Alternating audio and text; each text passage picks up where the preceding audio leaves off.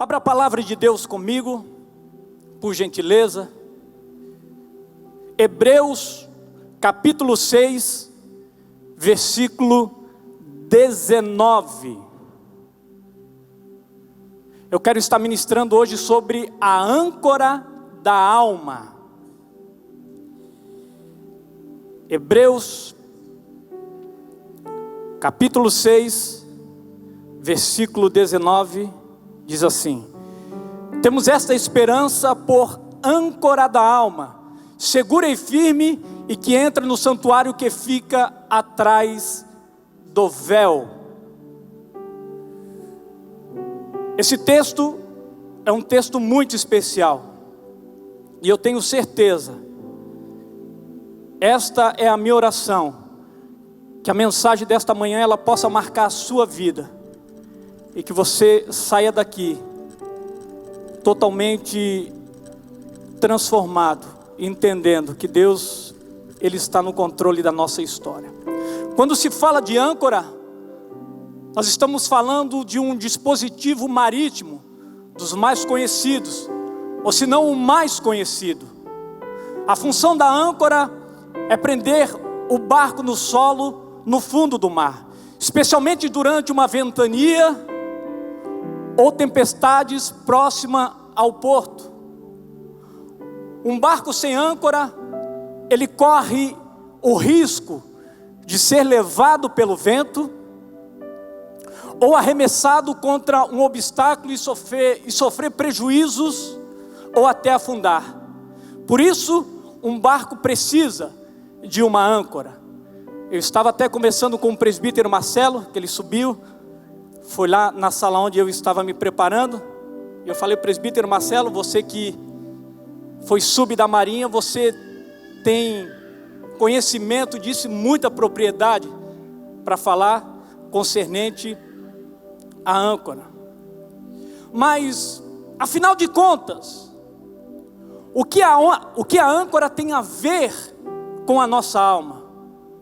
Porque a alma de um homem, ela precisaria de uma âncora. Pastor, nós somos um barco para precisarmos de uma âncora? Sim, nós somos um barco. Dentro da interpretação bíblica, nós somos comparados muitas vezes a um barco.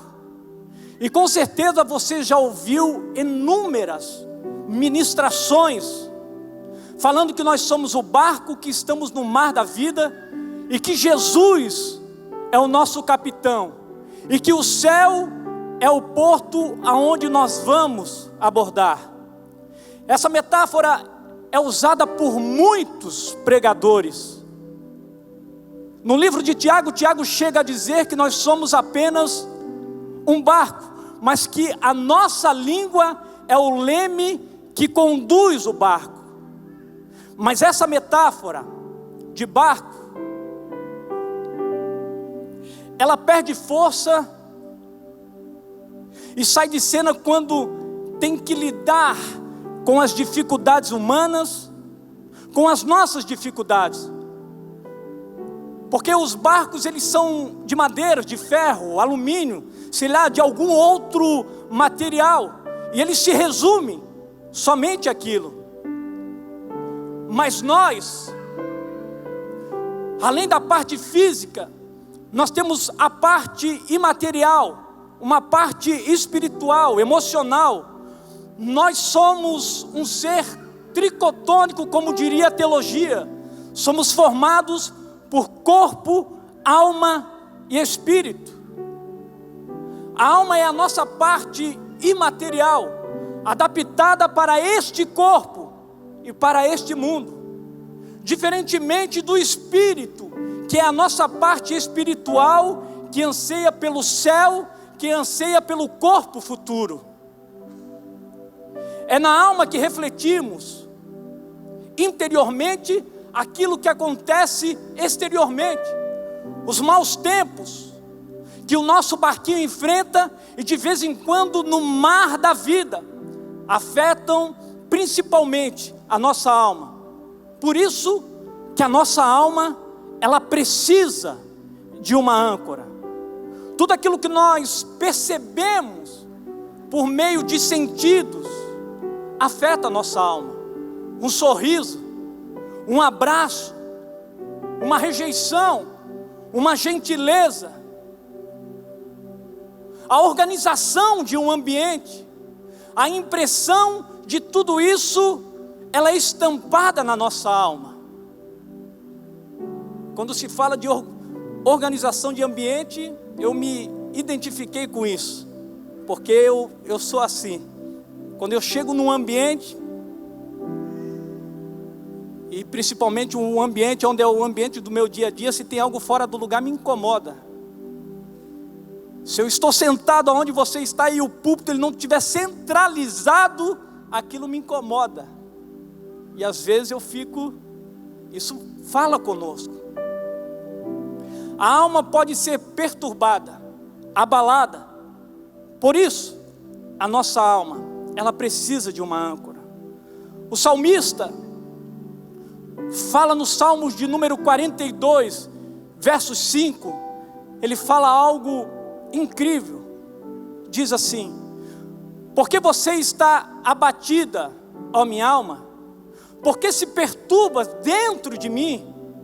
Espere em Deus, pois ainda eu louvarei a Ele, meu auxílio e Deus meu.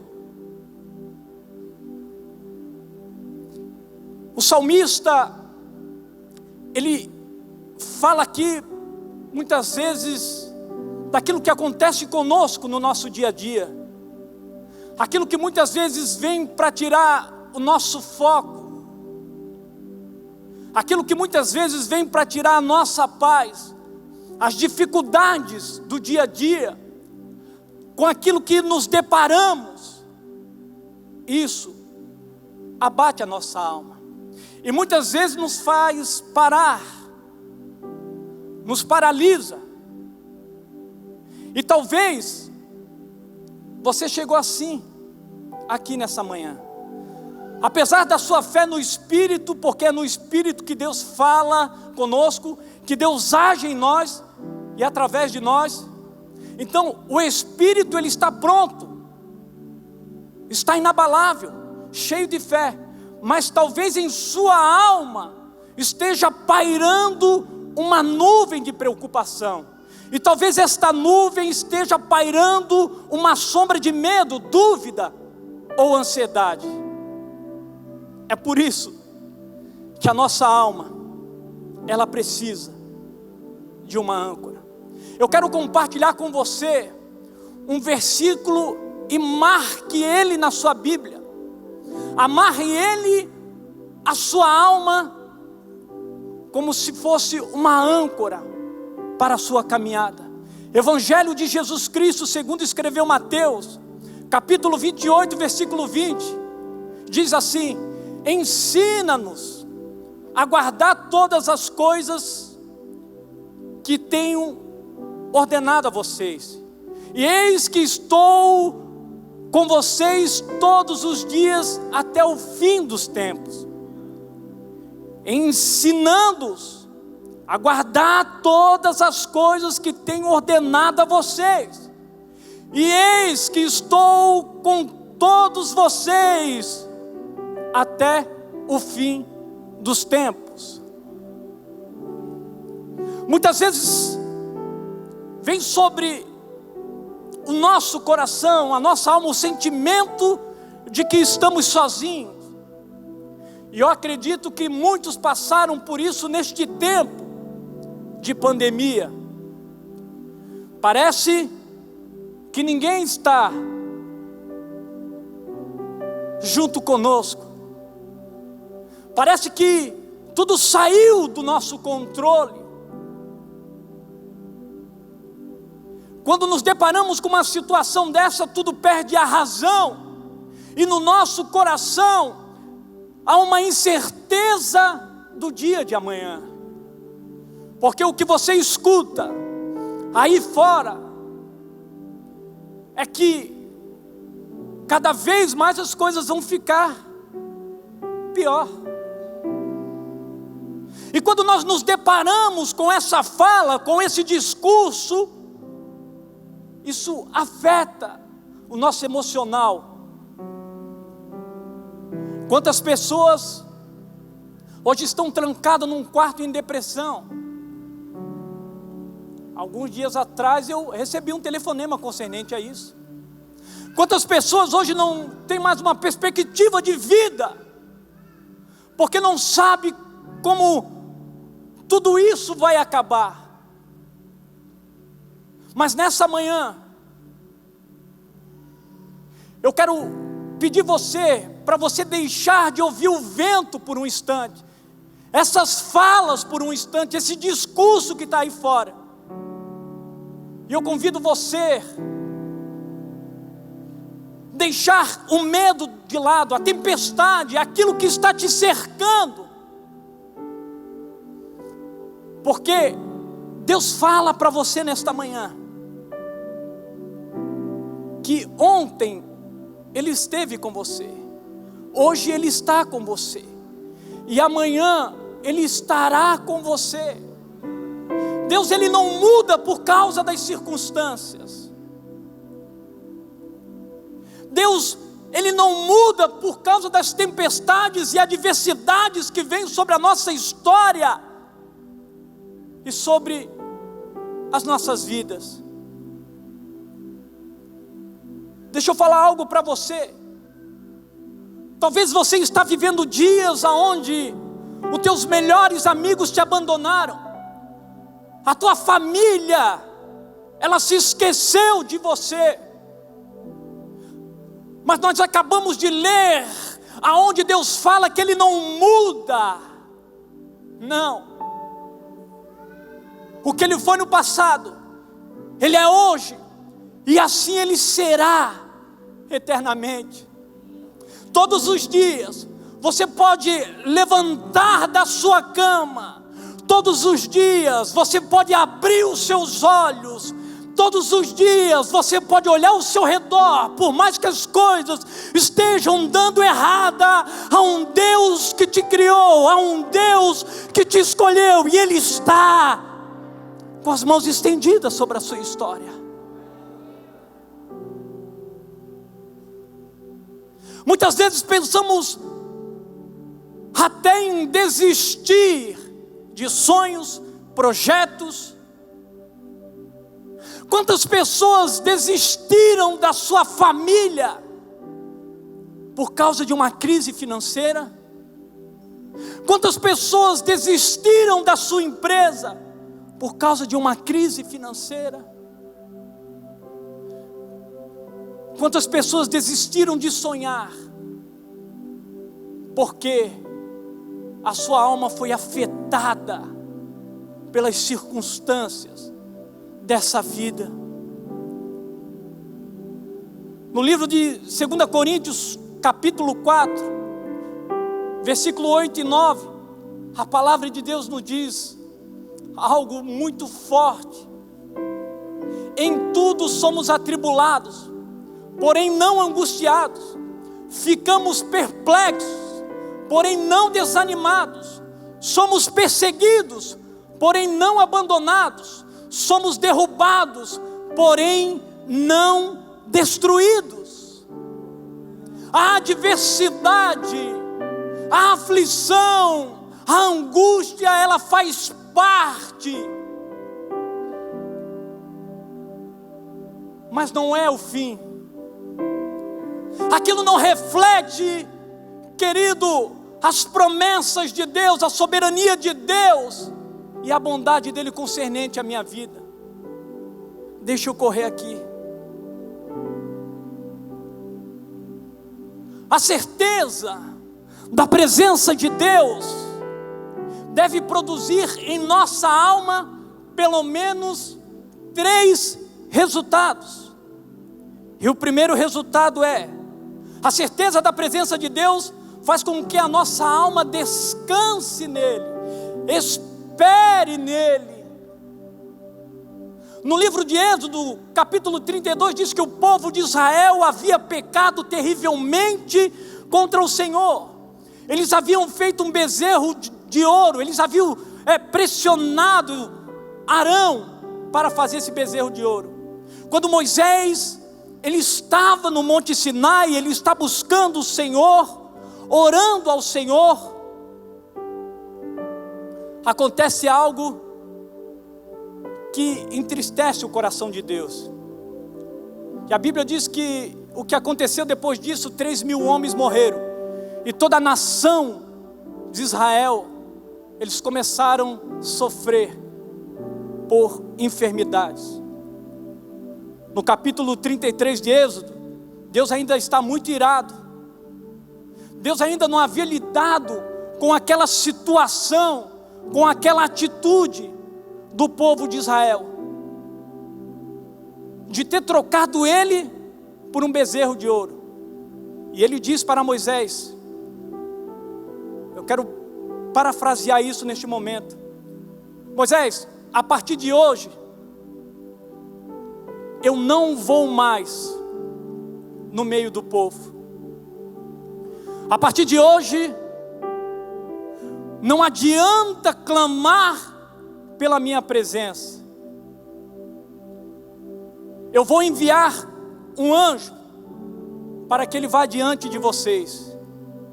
E Moisés, diante dessa notícia, começa a ficar aflito, angustiado. Moisés, diante desta fala do Senhor, começa a vir no seu coração uma incerteza.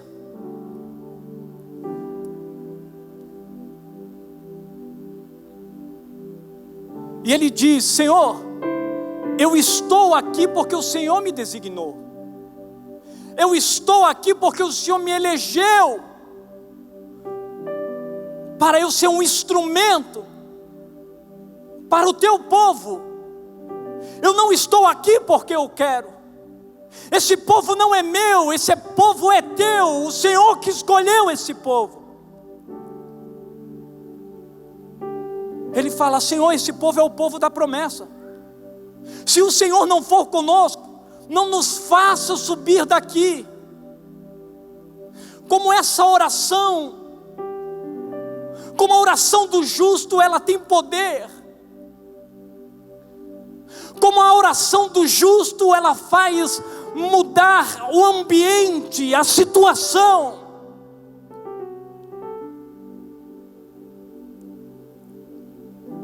E muitas vezes nós não temos essa percepção, esse entendimento. A igreja tem algo poderoso que o mundo não tem: o poder da oração muda destinos, muda situações, muda histórias, muda ambientes.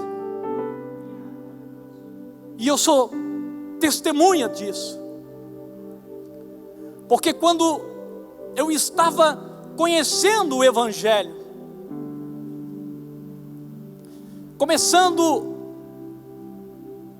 a conhecer a palavra de Deus, eu me lembro que num sábado, o meu pai na fé falou: olha, hoje nós vamos ter um retiro, o retiro da igreja. Eu nunca tinha ido à igreja, e eu queria que você fosse.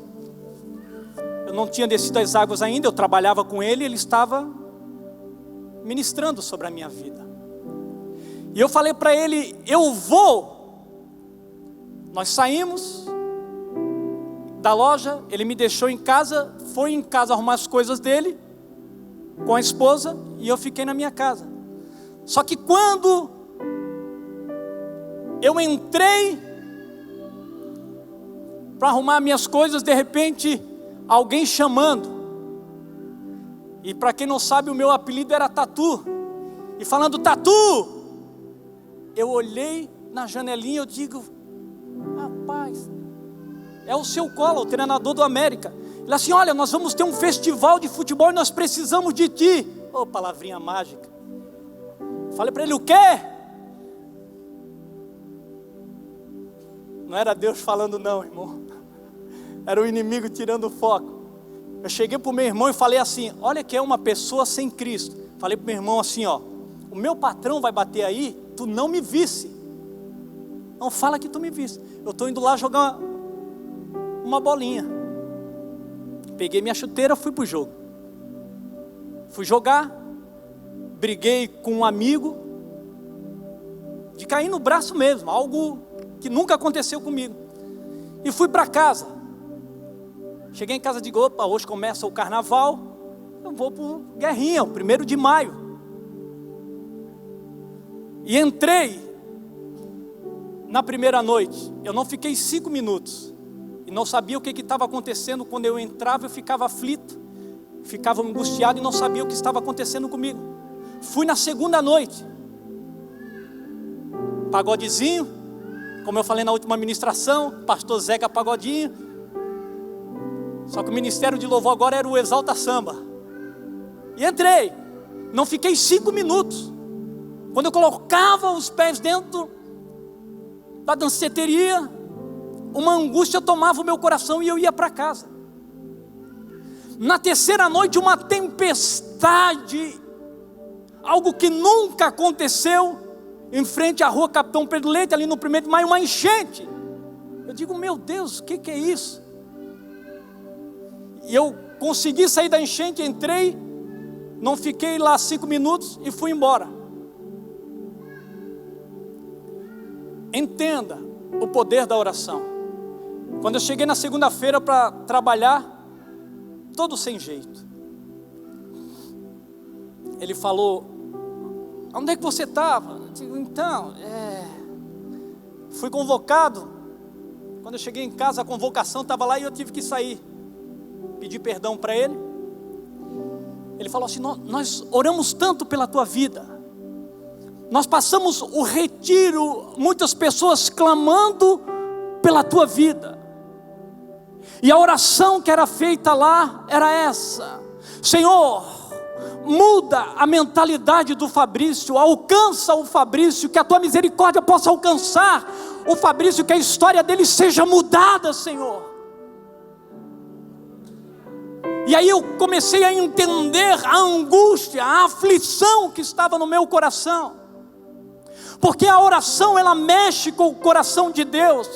Quando Deus fala aqui para Moisés, eu não vou mais, vai um anjo no meu lugar. Moisés ele ora,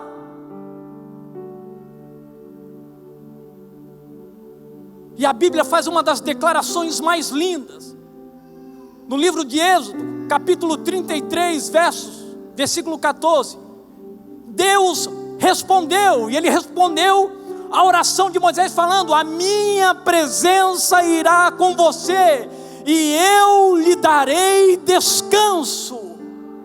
Oh meu Deus,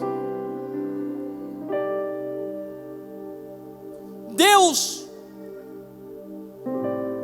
ele se entristece com a atitude do povo, fala que não estaria mais no meio do povo, que o anjo estaria ali no seu lugar, mas através da oração de Moisés, Deus diz, ei, Moisés, eu vou, tu és o meu escolhido, eu vou levar esse povo à terra prometida. Segundo o resultado, a certeza da presença de Deus deve confortar e deve animar a nossa alma. Josué capítulo 1 traz um retrato de uma situação muito difícil para a nação de Israel. Era um momento de dor, um momento de tristeza e incertezas para aquela nação. Moisés, o maior líder da nação de Israel do Antigo Testamento, havia morrido. E Josué, além da dor que estava sentindo por causa da perda do seu líder e do seu mentor, Josué provavelmente estava apreensivo e com medo, porque a responsabilidade que estava sobre ele era uma responsabilidade muito grande. Josué, a partir daquele momento, tinha que lidar com aquela situação, ele tinha que liderar aquele povo, que não era nada fácil. E o pior de tudo, Josué tinha que substituir Moisés. Só que Deus, ele precisava levantar Josué. O Senhor precisava tirar ele daquela prostração, daquele momento de dor e de incerteza, um momento de luto,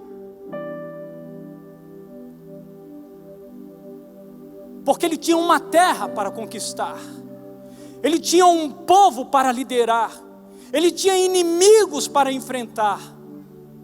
A primeira coisa que Deus faz é confrontar Josué com a realidade, com tudo aquilo que estava acontecendo.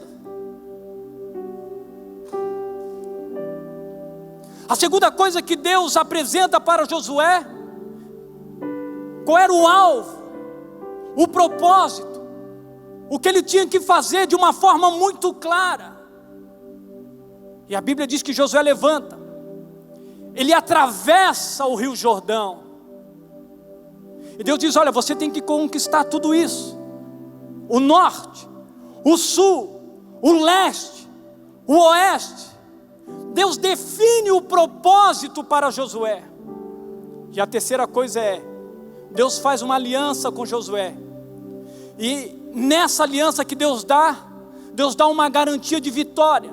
No versículo 5, Deus diz assim, do capítulo 1 de Josué: ninguém poderá resistir a você todos os dias da sua vida, assim como eu estive com Moisés, estarei com você, não deixarei, nem o abandonarei. A presença de Deus é o nosso selo de vitória.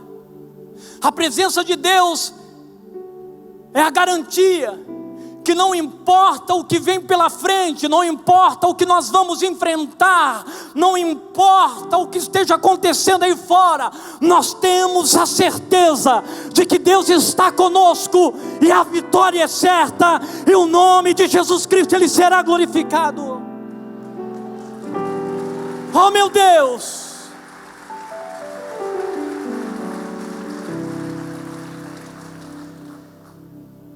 Ele fala: ei, Josué, não vai ser fácil substituir Moisés, ficar no lugar dele. Não vai ser fácil liderar, comandar este povo. Não, Josué, não vai ser fácil enfrentar tantos inimigos. Mas o Senhor fala: mas Josué, por favor, me escute. Eu vou estar com você todos os dias. Eu não vou desampará-lo. Ei, Josué, escuta.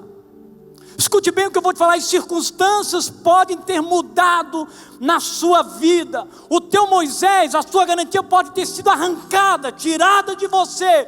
Mas eu, o Senhor, eu permaneço o mesmo. Eu não mudei.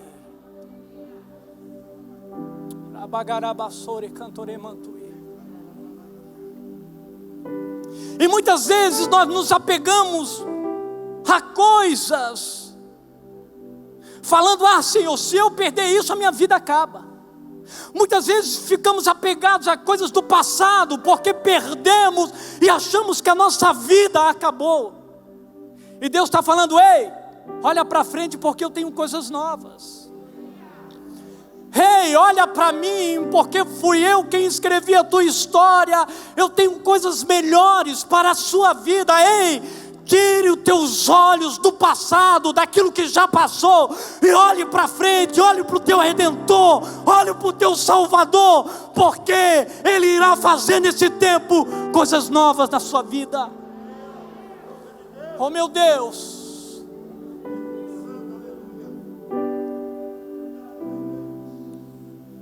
Se eu fico preso a essas coisas do passado, querido, o tempo está passando e eu estou perdendo o melhor de Deus para a minha vida e para a minha história.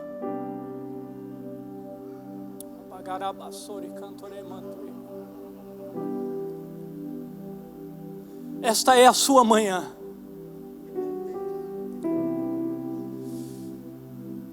Salmos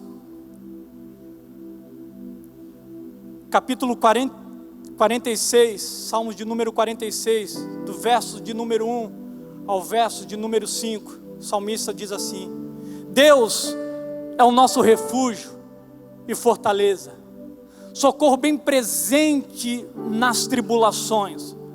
Portanto, não temeremos, ainda que a terra se transtorne e os montes se abalam no seio dos mares, ainda que as águas tumultuem, espumejem na fúria, e na sua fúria os montes estremeçam. Há um rio cujas correntes alegram a cidade de Deus, o santuário das moradas do Altíssimo. Deus está no meio dela, jamais será abalada. Deus ajudará desde o romper da manhã. Meu Deus, que coisa linda. Deixa eu correr aqui. O terceiro resultado, que a certeza da presença de Deus nos faz superar. E esse terceiro resultado, a presença de Deus, ela nos faz superar o medo. Segundo o livro dos Reis, capítulo 6, diz que o rei da Síria, ele estava muito furioso pelo que vinha acontecendo com ele. A Bíblia diz que toda a emboscada, tudo aquilo que ele armava contra o povo de Israel era descoberto e fracassava. Então o rei da Síria, ele decidiu reunir toda a sua tropa, todos os seus soldados, a fim de descobrir o culpado, o dedo duro, o X9. Aí alguém diz: ei, calma, meu rei, não é isso que está acontecendo. Não há ninguém no nosso meio que está passando as informações. É que lá em Israel há um profeta chamado Eliseu, que mora lá em Dotã. É ele que revela para o rei de Israel até aquilo que o Senhor sonha, até aquilo que o Senhor fala no seu íntimo, até aquilo que o Senhor planeja no seu quarto. É o profeta Eliseu que revela. Então a Bíblia diz que o rei da Síria, sabendo quem era o seu inimigo, inclusive qual era o seu endereço, diz que pega toda a sua tropa e vai a um encontro de Eliseu. Eles falam: ei, vão lá. A Bíblia diz que quando eles chegam lá, pela manhã, o servo de Eliseu, ele olha aquele exército e apavorado entra, acorda Eliseu e fala: ei, meu senhor, o que faremos? Há uma tropa aí fora e nós vamos morrer. Acabou, chegou ao fim. Aquilo mexeu com o emocional desse moço. Aquilo mexeu com a sua alma.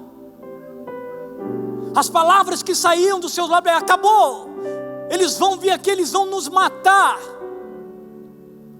Só que Eliseu, a Bíblia diz que ele teve uma atitude totalmente diferente desse moço. No versículo 16 ele diz: e ele respondeu: não tenha medo, porque são mais os que estão conosco do que aqueles que estão com ele. Provavelmente o moço, na sua inocência, olha, mas é só eu e o Senhor. Eles, olha lá, eu não consigo ver o final dessa tropa. Mas o versículo 17 diz que Eliseu orou e disse: Senhor, peço-te que abra os olhos dele para que veja. E o Senhor abriu os olhos do moço, e ele viu um monte que estava cheio de cavalos e carros de fogo ao redor de Eliseu. Quando eu não sou guiado por vistas humanas, mas quando eu sou guiado por esta palavra, porque é ela que me garante. Eu não sou guiado por tudo isso que está acontecendo ao meu redor, mas eu tenho a certeza de que aquele que prometeu, Ele é fiel para cumprir. As duas perguntas que você deve fazer para si mesmo hoje são essas. A primeira pergunta: eu tenho uma âncora para a minha alma? Quem não tem uma âncora terá que se agarrar a qualquer coisa que apareça pela sua frente.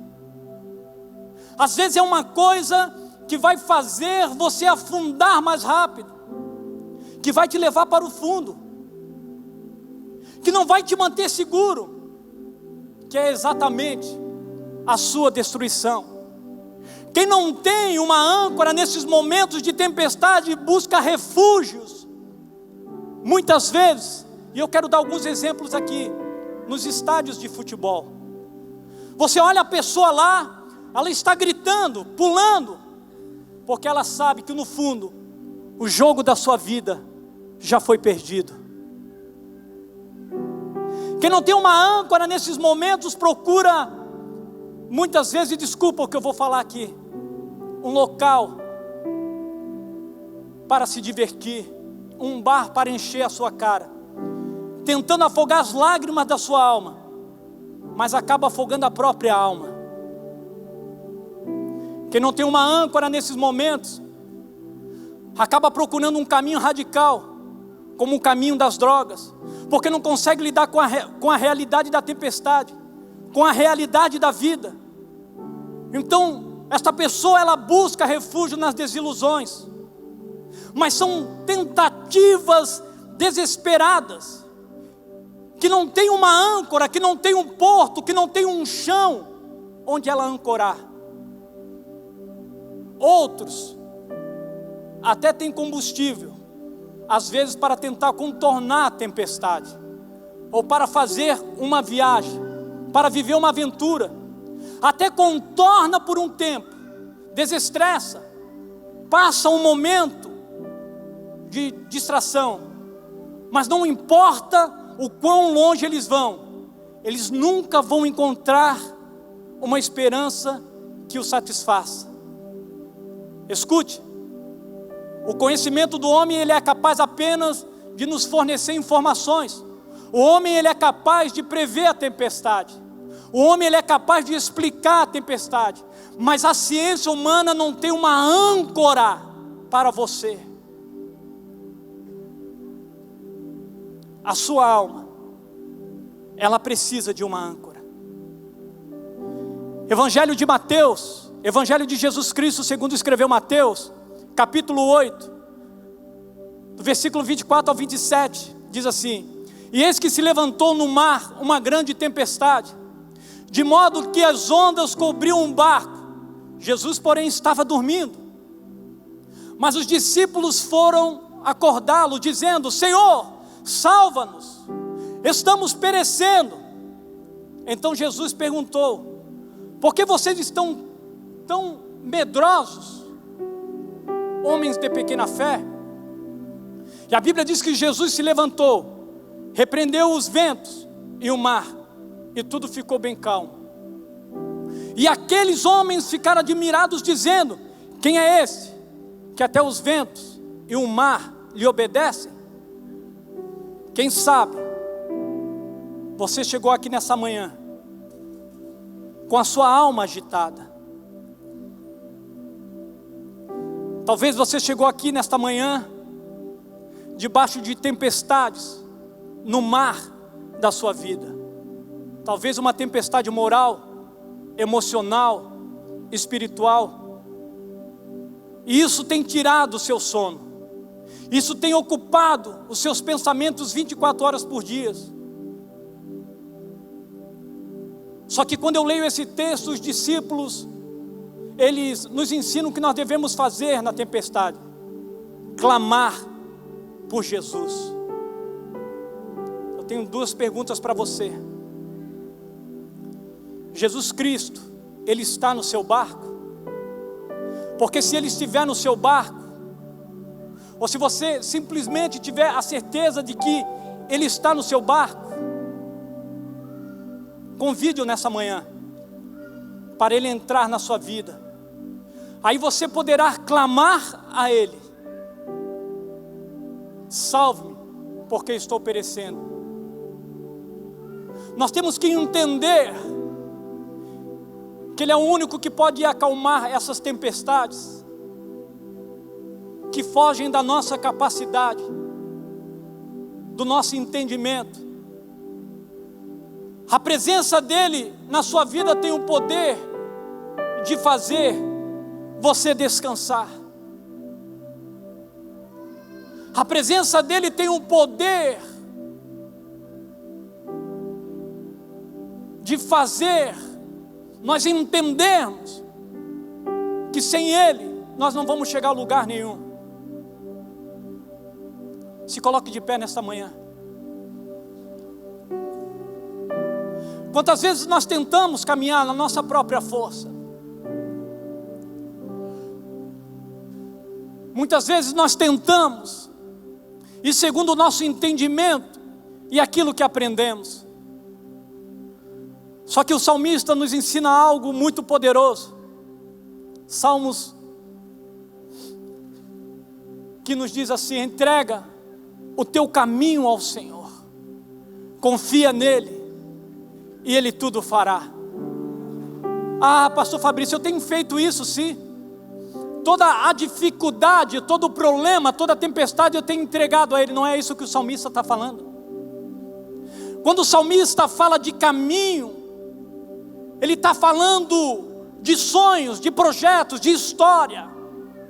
Ele está falando da sua vida por completo. Porque é muito fácil, querido, eu vir a este lugar e entregar as minhas dificuldades ao Senhor, e Ele resolver e depois eu virar as costas, achando que eu já recebi o melhor de Deus. Só que a Bíblia nos diz que Ele tem infinitamente mais daquilo que pedimos ou pensamos, segundo o poder em que nós opera. Essa é a manhã de você se lançar aos pés dEle. Esta é a manhã de você, de uma vez por todas, se entregar por totalidade e confessar: não, chega, Senhor, eu não quero mais ir na minha força, no meu entendimento. Eu preciso de uma âncora para a minha alma, e essa âncora é o Senhor.